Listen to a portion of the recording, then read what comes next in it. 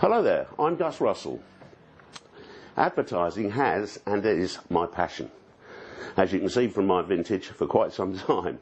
Today I want to show you one aspect of that passion, storyboarding. This is a reproduction of a painting by Peter Bruegel, The Wedding Feast. Apart from being a master, he really was an early visualiser. In 1530 he couldn't rush out and hire a photographer, so he had to paint the happy scene. He would crack out some roughs or layouts, present them to his client, and in this case his patron, and after he got approvals, he'd toddle back to the studio and knock out a masterpiece. I can't promise you a masterpiece, but come with me to the studio and I'll show you how we approach storyboarding in the 21st century. Thank you. What I've got here is a brief. In this case, it's a 130-page script for a movie. My client wants me to do one frame per page because the movie's still in development. So what we'll do is I'll show you how we approach it now. Right, well what we've got in this frame is frame 3, so it's pretty early on in the storyboard, but let's see, we've got a nerdy couple being shown round a house in a bedroom with a young estate agent cracking some sort of wisecrack. So, okay, let's have a look at the nerdy man, see if we can get him in first. Let's have a go. Let's make him put a bit of hair in here, get the general shape of his head. Put a little eye there and another one here. I think a pair of glasses is always good because, you know, it just gives that impression of being someone who maybe... There we are, put the mouth in. Give him a perplexed expression just by emphasising the edge of the mouth. And his bottom lip sticking out a bit, and probably no chin. That often helps. Okay, so the ear would be here, so, you know, the bottom of his jawline, like that. Right now, he's a sort of a nerdy guy. Well, I can tell you what, we give him a haversack. Put that in there, down here, like so, the other side of it. And put a little strap on, and show that's that. Oh, we'll have a couple of little stickers on here, I'll probably say Dartmoor or something like that. Stick that on like that.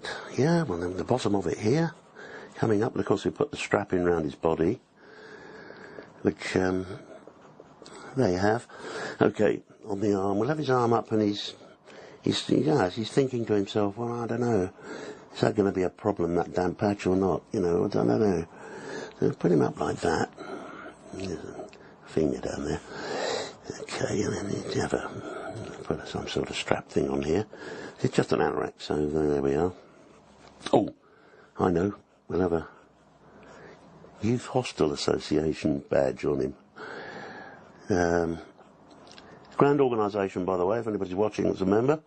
But it just helps to paint the picture of the character a bit more. We'll put that in, and may have a jumper on underneath there, that sort of thing. Yeah, that's cool. Jawline in, a bit of in there, yeah. Well, that's him.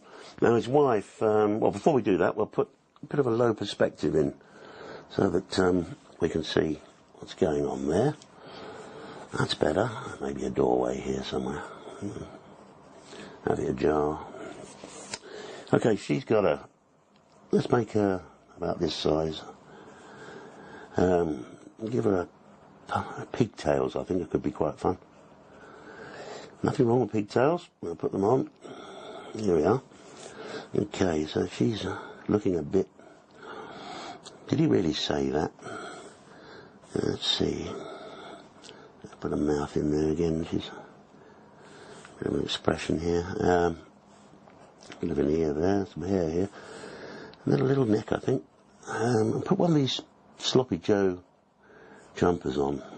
They wear this. Not a good fit, but very functional. Okay, so that's there. We'll have her holding a handbag, I think. So we'll put the hands in like this. There. A jumper here. The other one there. Rather sort of prim and proper the way she's holding that. And sort of like that. It comes in. Yeah. Handbag here. Give her a nice big one because she's got to have the first aid kit and everything else in there. That's it, that's there. So she's there. Then we come to the old estate agent. So he's going to occupy... Oh, just put the bottom of her jumper in here so you see what's going on. Let's see, maybe a plaid skirt or something is always good. Excuse me. Right, that's there. Okay. Right, our young hero, now he's going to have a sort of a proper young estate agent type hairstyle, so we'll put some hair sticking up there, which is good and nicely cut and presented. Facing customers, so he's got to look right. Put a bit more on there, let's show that, and we got his bit of a collar here. Let's see it. Let's get him, he raises an eyebrow, so raising an eyebrow. There he is, there, he's almost there. Let's see, the trick in this really, some of these things, is what you leave out really is important, not what you put in the jawline, and that normally comes down to something like that. So you'd be wearing a suit, obviously, so give him a nice, oh, I'll tell you what, you have a massive tie. They all have big ties, most of them. Apologies to any estate agents that don't have big ties. I'll put that in, and we'll have him sort of directioning, trying to take the nerdy man's eye off the ball here by making a nice satirical comment. And what he's saying is to the lady, this will make you masterful. So there we are, we'll put him in there. I'll tell you what, we'll have a nice big handkerchief that matches his tie. Big bold pattern on that. Like that, so forth. There's his arm coming in like that. Okay, now that's got it mapped out. So what we're going to do now is just use this tool, which is a massive great piece of graphite. And I like these because you can cover a lot of ground with them. And you can put a lot of tone in very, very quickly. So I always find these very, very useful, these things. That in like that. Give that a bit of shape, the old anorak there. Put some, get him in the foreground, you see, so he's got to be like so. She can be, we'll put a bit of shading behind there. That's it. He'll have a nice bit of shading up here.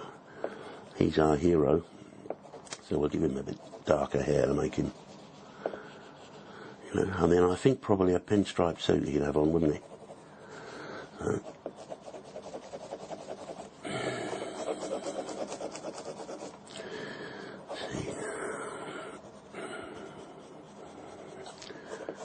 Pinstripe suit, yeah, well that's...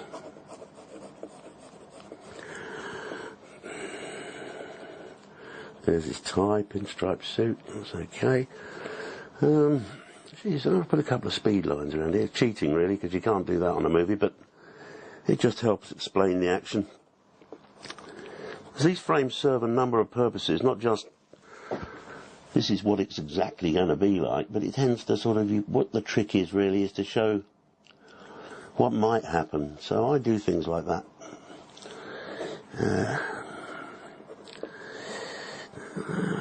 Put a bit of shade in here where the door is.